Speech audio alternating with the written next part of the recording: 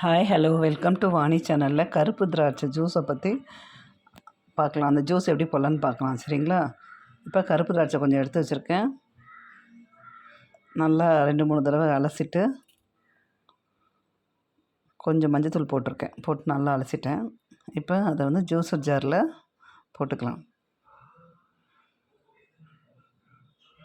போட்டுக்கிட்டு தேவையான சர்க்கரையை போட்டுக்கலாம்.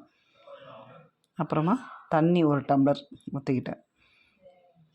பழம் கொஞ்சமாக இருக்கவே ஒரு ஆளுக்கு தான் ஜூஸ் அடிக்கிறேன், அதனால் கொஞ்சமாக இது பண்ணிக்கிட்டேன்.